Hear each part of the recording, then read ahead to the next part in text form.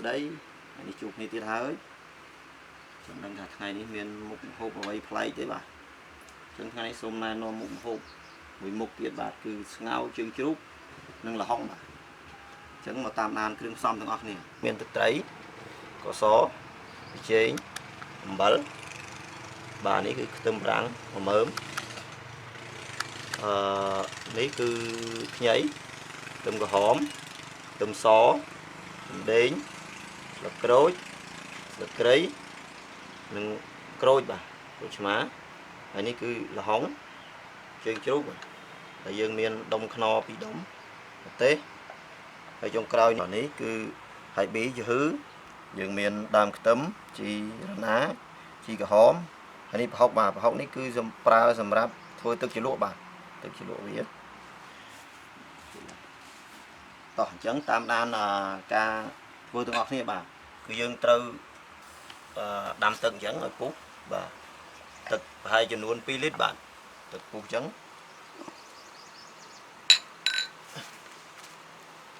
ដាក់បាទនេះហើយប៊ីយឺហឺចូល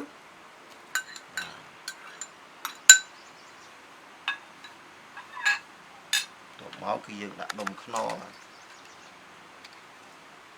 ខ្នុរចំនួន2ដុំបាទ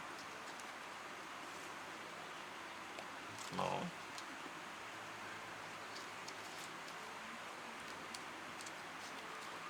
ចូល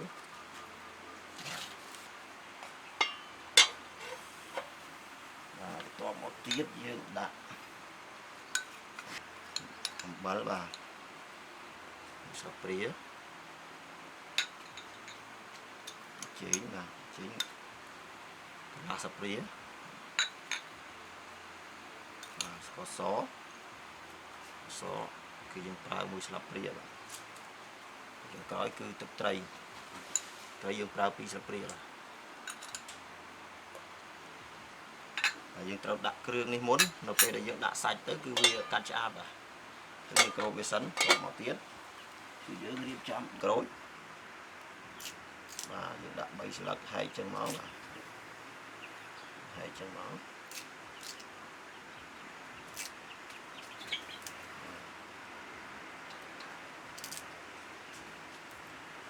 ក្រូចចូល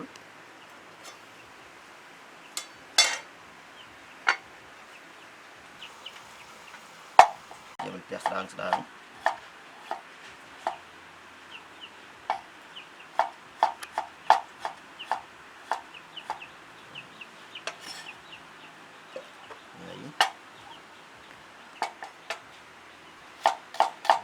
ហម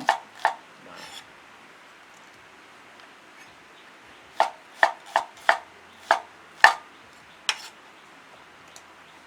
តមកគឺខ្ទឹមស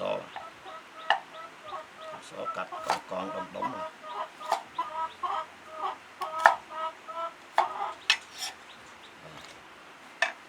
ទៀតគឺដាក់លេង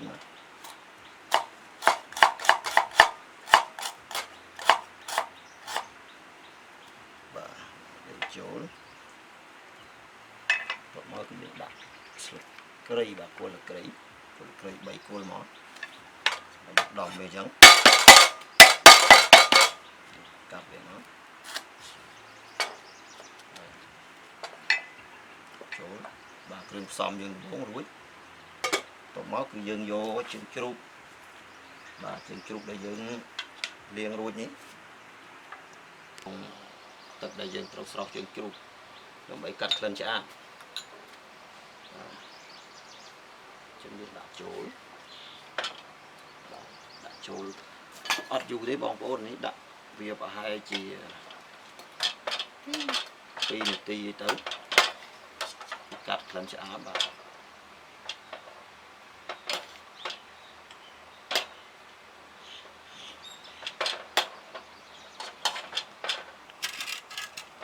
យើងយកទឹកត្រជាក់សម្រាប់ពេលដែលយើងស្រង់វាបាទ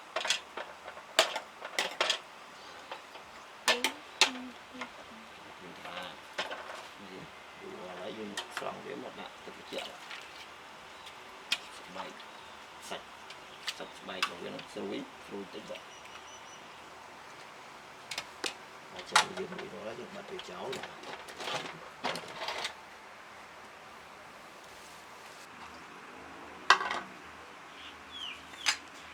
Khinh thác lần lần ngồi đấy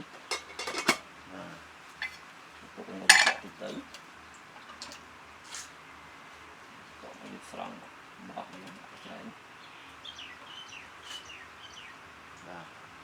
có món đi xong dưới cơm rang và cơm rang đặc biệt đấm bấm mà bấm trong nó bấm đặc biệt kỹ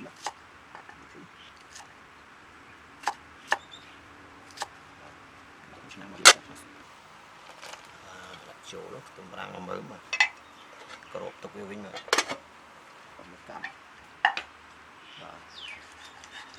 chụp những chân mà chân chụp mà chùm hiên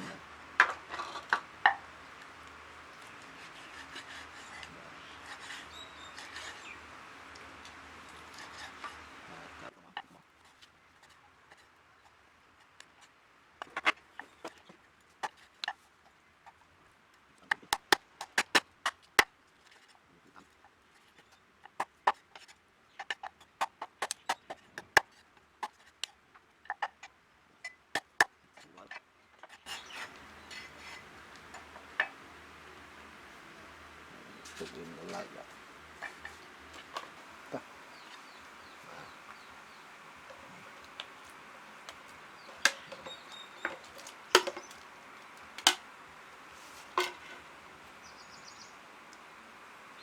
cột gì đó dương chất là hóng mà dương chất sẽ bỏ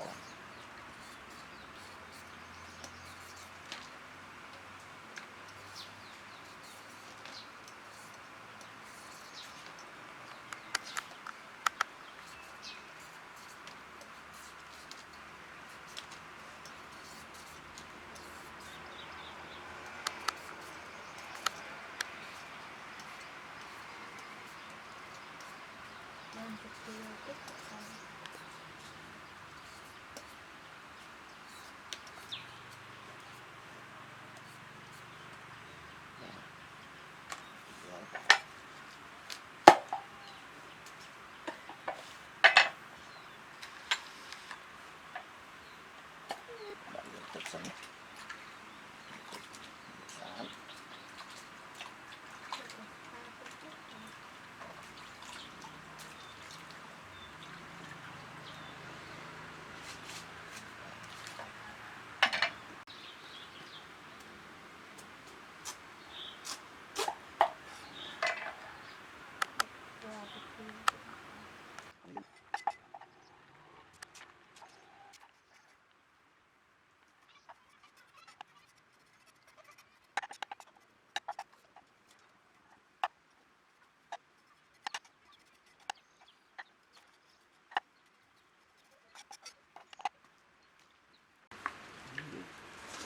điện vụ giá chặt làm hành lỏng 4 mà học nó cũng dương vô tay mà slap đi đấy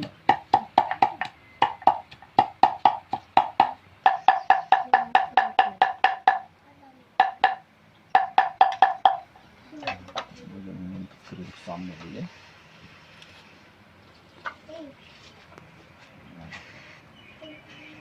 rồi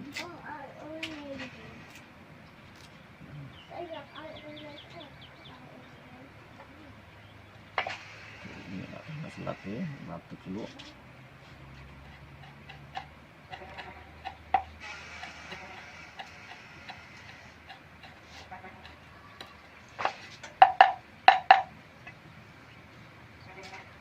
từng số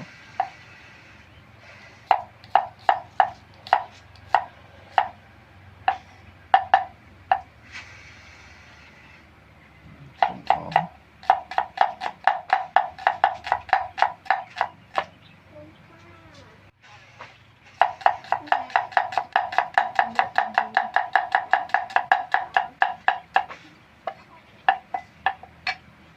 để như đã thực tế đấy thì là đấy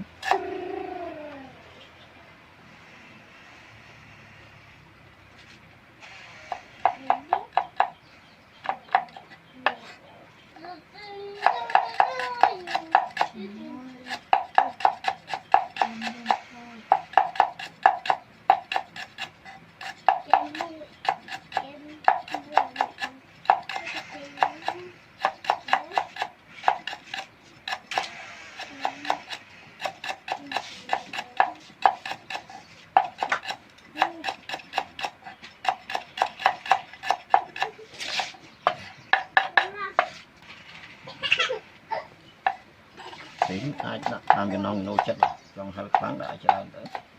sau là mồm tới dựng đặt cái năng nó hay mà nè chiều chất những ai đặt crop lên thì crop tan nòng nô chất bằng bộ thì xong cái đường đi thấy cái dương mà chạm cho nhé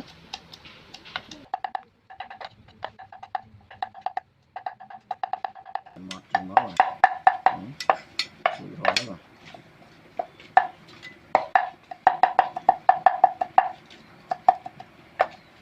cái dương rồi đặt con chan với đỡ sẵn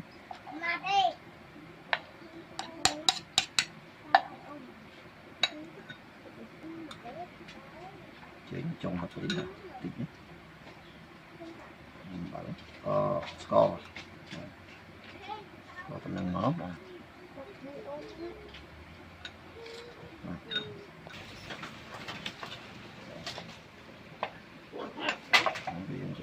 đặt không lý chỉ luộc bao dưỡng khi dân lên ba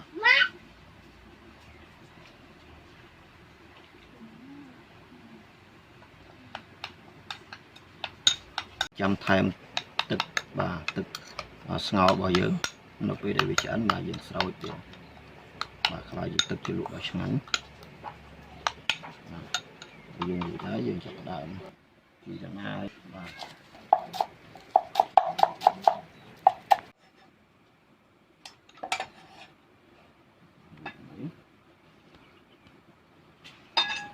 មកយើងបាទពីហមបាទពីហម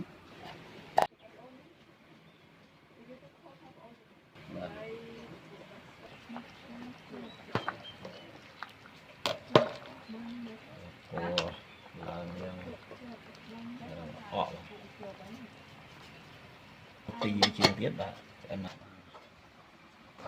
nếu được cực cực bảo viện lắm và học lớn là mùi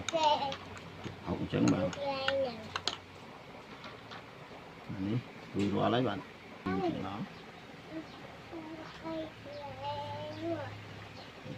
đấy còn mồm đấy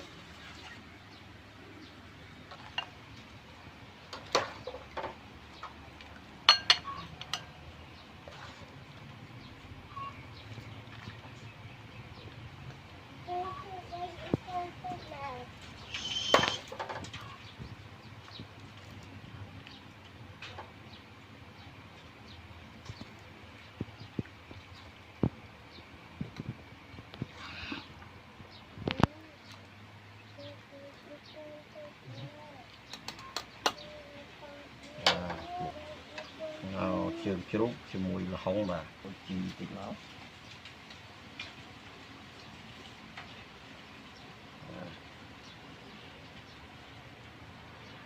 một dưỡng bị ngào trường chốt cho mùi nâng là không mà rồi đó thấy họ cũng thì nó cả 8 video hơi complete chui like nhưng subscribe từng óc liền bye bye.